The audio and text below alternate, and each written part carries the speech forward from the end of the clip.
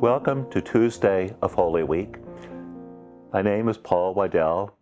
I recently retired from teaching theology at St. Norbert College in De Pere, Wisconsin. Our readings today are about callings. To be human is to be called. We are called to become the unique human being that God created us to be. As Christians, we are called to a life of faithful discipleship. We are called to certain states of life, such as marriage, priesthood, or religious life, or the single life. Our jobs and our professions can also be callings. And every day we are called. Every day we are called to be loving, kind, compassionate, and just to every person who crosses our path. Through all of these callings, we contribute to God's saving work in the world. Through our callings, we increase goodness and bring things more fully to life. In the first reading from the prophet Isaiah, the mysterious character known only as the servant reflects on his own vocational story.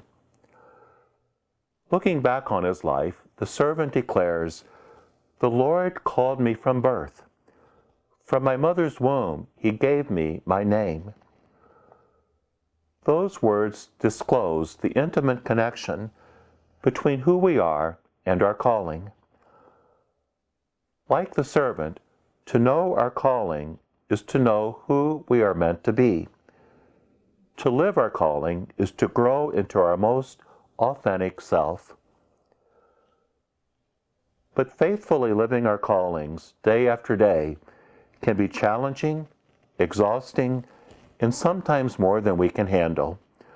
So much so that we wonder if living our callings has made any difference. We see this when the servant confesses that despite faithfully pursuing his calling, he wondered if he had toiled in vain and uselessly spent his strength. All of us can identify with those words. Has the good that we have tried to do through our callings and the difference that we've tried to make changed anything? Has our love and our faithfulness moved the world any closer to the reign of God? Or has it all been for nothing? This passage from Isaiah is immensely reassuring because it suggests that if we are faithful to our callings, God can do wondrous things through us in ways we may never see. Despite the hardships and challenges that came in being faithful to his calling, the servant declares that he has been made glorious in the sight of the Lord. By not giving up on his calling, but embracing it and entering into it each day, God made him a light to the nations. We see the same dynamic at work in today's Gospel from John. Jesus had a clear understanding of his calling, and he never wavered from it.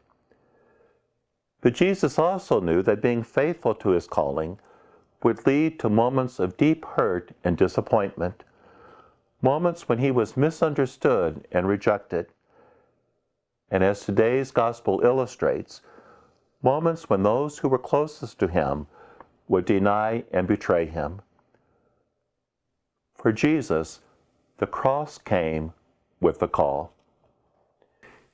Peter and Judas were part of Jesus' inner circle. They were his friends. Jesus called them not only because he loved them and saw something good in them, but also because Jesus needed them. Jesus knew he could not live out his calling without the love, friendship, and support of those who were closest to him. And so it is not surprising that on the night before he died, and Jesus announces that he will be denied and betrayed, that the gospel says Jesus grew deeply troubled. And yet, Jesus does not lose hope.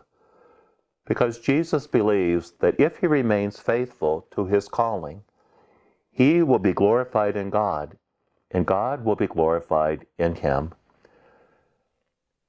As we follow Jesus during these final days of Holy Week, we need to remember that the same will be true for us. If we remain faithful to our callings, we will be glorified in God, and God will be glorified in us.